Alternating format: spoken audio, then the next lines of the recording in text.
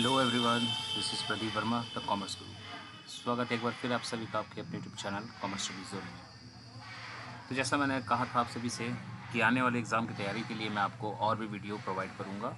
और उसी सीरीज़ में आज ये पहला वीडियो है, यानी पार्ट 1 है। And this is for important की कॉन्सेप्ट्स, क्योंकि ये मुमकिन नहीं है कि 2-4 दिनों के इस गैप में मैं आपको इतने वीडियोस दे दूं कि आप उसी से अपने प्रिपरेशन कर सकें। मैं आपको बस सजेस्ट कर सकता हूं, मैं आपको बस इशारा या हिंट कर सकता हूं कि किस तरह के टॉपिक्स को पढ़ना चाहिए, क्या पढ़ना चाहिए, क्या नहीं पढ़ना चाहिए। तो आज के इस वीडियो से मेरा टारगेट ये है कि मैं आपको एनपीओज़, रिटायरमेंट एंड डेथ के पार्टनर से बता सकूं कि कौन कौन से वाइटल कॉन्सेप्ट्स हैं जो आपके दिमाग में होने चाहिए जब आप एग्ज़ाम्स में बैठे, क्योंकि ये वो पॉइंट्स हैं, ये वो कॉन्सेप्ट्स हैं जो आपके हर लगभग क्वेश्चंस में डायरेक्टली इनडायरेक्टली घुमा फिरा कर दिया ही जाता है, और जिसको लेकर अक्सर बच्चे कंफ्यूज रहते हैं, परेशान रहते हैं। तो बस मैं आपको हाईलाइट करना चाहूँगा, हिंट देना चाहूँगा कि ये वो टॉपिक्स हैं, ये वो कॉन्सेप्ट्स हैं या वो रूल्स हैं जो आपको फॉलो करने हैं इन चैप्टर्स में, जब भी आप इस चैप्टर के क्वेश्चंस को लगाएं या फिर उनकी प्रैक्टिस करें। तो आइए स्टार्ट करते हैं आज का ये वीडियो।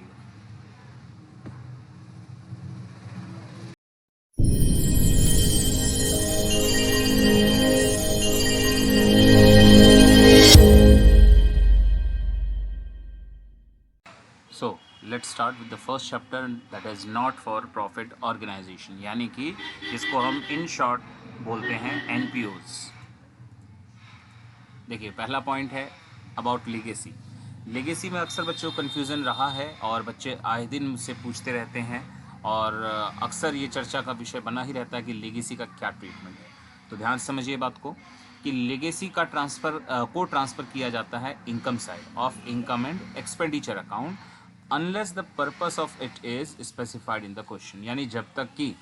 क्वेश्चन में लेगेसी की वैल्यू को देने के बाद उसके ब्रैकेट में या नीचे कहीं नोट्स में, इंफॉर्मेशन में ये बात बता दिया जाए कि लेगेसी का पर्पस क्या होगा, मतलब वो किस पर्पस के लिए लेगेसी मिला है, तब तक, जब तक कि वो ना मिले तब तक वो हमारे लिए क्या रहेगा, एक नॉर्मल इनकम रहेगा और आएगा इनकम एंड एक्सपेंडिचर अकाउंट के इनकम साइड में। ये हो गया आपका पहला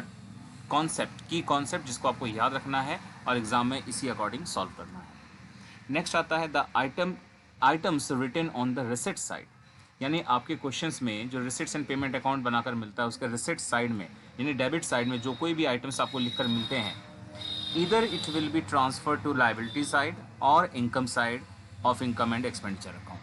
यानी अगर आपको रिसिट साइड में कोई भी एक चीज़ मिलता है, सेज सब्सक्रिप्शन, या आपको लेगेसी मिला, या लाइफ मेंबरशिप फीस मिला, या और भी कोई चीज़, तो ऐसी केस में उसका ट्रीटमेंट दो में से ही एक हो सकता है, या तो वो हमारे लाइबिलिटी साइड में ट्रांसफ़र हो जाएगा और या फिर वो इनकम साइड में आएगा, इनकम एंड एक्सपेंडिचर अकाउंट में। नाउ इससे रिलेटेड मैं छोटा सा एक रूल कहिए, नियम कहिए, मैं बताना चाहूँगा अलग से, उसको याद रख ले तो आपके लिए बहुत अच्छा होगा कि कोई भी रिसिट्स, ध्यान से देखिएगा, रेड से मैंने हाईलाइट किया, रिसिट्स अगर वो रेगुलर है, receipts is equal to regular, जैसे एग्जांपल में ले लीजिए आप सब्सक्रिप्शन, तो वो क्या है आपके लिए, इनकम। यानी ये है याद करने का तरीका या रूल, कोई भी रिसिट्स अगर रेगुलर नेचर का है, जैसे एग्जांपल में सब्सक्रिप्शन ले लिया आपने, वो क्या होगा, इनकम होगा। ये हो गया एक चीज़। नेक्स्ट, ऐसे ही इसका वाइसे वर्सा, यानी कोई रिसिप्ट्स जो कि इरेगुलर है, रिसिप्ट्स जो इरेगुलर है नेचर का, जैसे एग्जांपल में ले लिया हमने लाइफ मेंबरशिप फीस, तो उसका ट्रीटमेंट क्या है कि वो लायबिलिटी साइड जाता है। तो ये है वो तरीका जिससे आप इन बातों को आसानी से याद रख सकते हैं और क्वेश्चंस को बिना किसी डाउट के सॉल्व कर सकते हैं।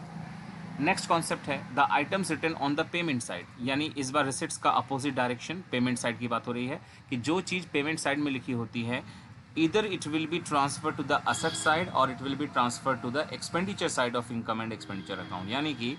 क्वेश्चन के रिसिट्स पेमेंट के पेमेंट साइड में जैसे सैलरी मिलता है, वेजेस मिलता है, रेंट मिलता है, कई बार फर्नीचर मशीनरी भी मिल जाती है, इन्वेस्टमेंट्स भी मिल जाते हैं, तो वो कहाँ जाते हैं, या तो उनमें से वो एसेट साइड जाता है या तो वो एक्सपेंडिचर साइड आता है, डिपेंड करता है कि वो किस नेचर का है। तो इसी बात को और क्लियरली समझाने के लिए पिछली बार की तरह यहाँ भी एक रूल मैंने रखा है आपके सामने कि अगर कोई पेमेंट रेगुलर नेचर का है, जैसे कि सैलरी या वेजेस या रेंट एक्सेट्रा, तो ये क्या हो जाएगा, एक्सपेंडिचर, यानी नॉर्मल एक्सपेंस है, इनकम एंड एक्सपेंडिचर के एक्सपेंडिचर साइड ही आएगा वो। यानी कभी कोई कन्फ्यूज़न नहीं रखना, आपको रटेंगे तो कन्फ्यूज़न रहेगा, समझेंगे तो कन्फ्यूज़न नहीं रहेगा। नाउ ऐसे ही पेमेंट्स का दूसरा वर्जन, पेमेंट अगर वो इरेगुलर नेचर का है, जैसे कि मशीन परचेज़ किया आपने, फर्नीचर परचेज़ किया, बिल्डिंग कंस्ट्रक्शन किया, इन्वेस्टमेंट परचेज़ किया, एट्सेट्रा, तो ये चीज़ें क्या हैं, इरेगुलर टाइप्स ऑफ एक्सपेंसेस हैं, तो ये क्या हो जाएंगे, हमारे एसेट्स हो जाएंगे। तो इसको हम एसेट साइड में दिखाते हैं या किसी एग्जिस्टिंग एसेट्स में उसको ऐड किया जाता है। नेक्स्ट है always calculate depreciation on closing balance. ये बहुत ही एक माइन्यूट सा छोटा सा कॉन्सेप्ट है, लेकिन बहुत ही वाइटल है, क्योंकि इस पर अगर लापरवाही की गई, ध्यान नहीं दिया गया, तो गलती कराने में देरी नहीं होगी। इसके वजह से बहुत बड़ा मिस्टेक आपका हो सकता है। तो अगर आप डेप्रिसिएशन कैलकुलेट करें तो ध्यान रखना है आपको कि क्लोजिंग बैलेंस पर ही हमेशा निकालना है, मतलब कि आपका ओपनिंग बैलेंस जो दिया है क्वेश्चन में, प्लस अगर आपने कोई नया उसमें परचेज किया है, और माइनस अगर कोई आपने पुराना पार्ट सेल कर दिया था, that is equal to closing balance. तो उस क्लोजिंग बैलेंस पर ही आपको निकालना है डेप्रिसिएशन, जब तक कि क्वेश्चन में कुछ अलग से स्पेसिफिक इंस्ट्रक्शंस ना मिल जाए कि डेप्रिसिएशन कैसे निकालिए, अदरवाइज इस पर क्लोजिंग पर, यह बात भी आपको नहीं भूलना है। नाउ बढ़ते हैं नेक्स्ट कॉन्सेप्ट की तरफ। तो ये है रिगार्डिंग सब्सक्रिप्शन, और वो भी वो पॉइंट जो कि आमतौर पर आपके क्वेश्चंस में आपको दिखाई देता है। तो जैसा आप देख पा रहे हैं, लिखा है कि if the number of members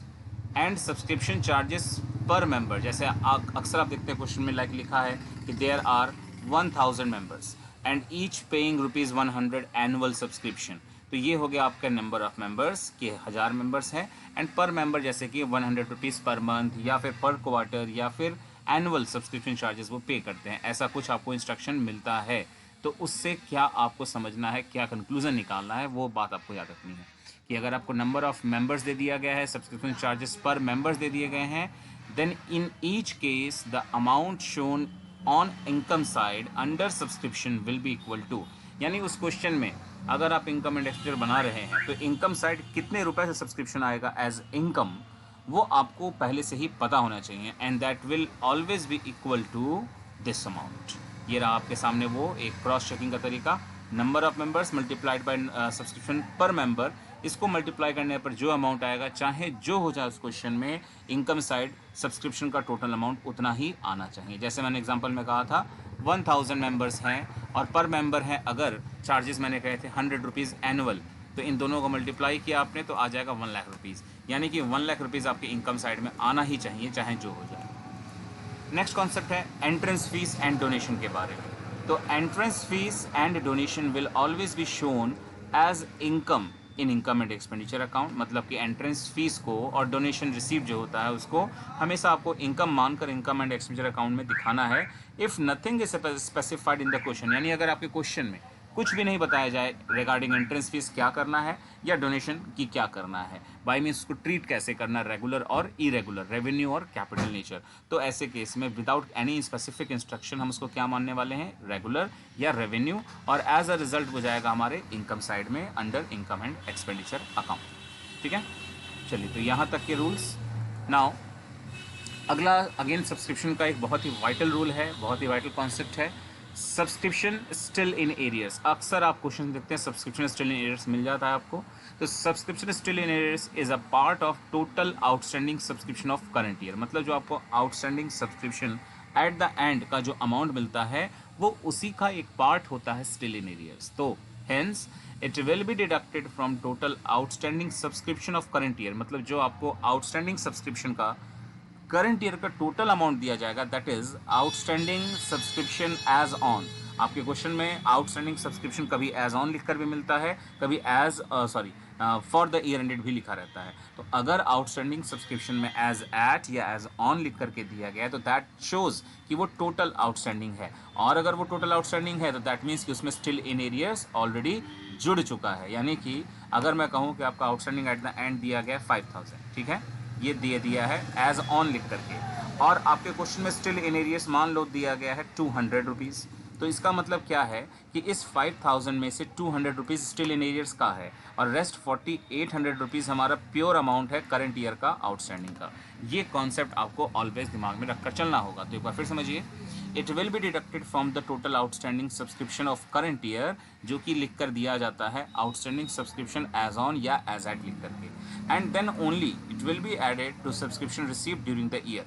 और तब जाकर के जो वैल्यू निकल कर आएगी, जैसे मैंने अभी के एग्जांपल में कहा था 4800, वो जो अमाउंट निकल कर आएगा वही ऐड होगा कहाँ पर, हमारे इनकम साइड में, सो दैट कि हम फाइंड आउट कर सकेंगे income from subscription for the current year. Clear हो गई बात। तो आपको सब्सक्रिप्शन में जब भी स्टिल इन ईयर्स मिले तो पहले आपको ये ध्यान रख लेना है कि still in years is a part of total outstanding of the current year. तो अगर आपको इनकम में जोड़ना है आउटस्टैंडिंग एट द एंड, तो जो दिया है वो जोड़ेंगे या नहीं जोड़ेंगे ये तय करेंगे हम इस बात पर कि आउटस्टैंडिंग क्या लिख कर दिया गया। अगर वो आउटस्टैंडिंग एज ऑन लिख कर दिया है तो that means still in arrears उसमें जुड़ा हुआ है, तो उसको माइनस करने के बाद ही आप इनकम एंड एक्सपेंडिचर अकाउंट में उसको ऐड करेंगे, जिससे कि हमें पता चल सकेगा कि income from subscription of the current year क्या है हमारे उस क्वेश्चन में।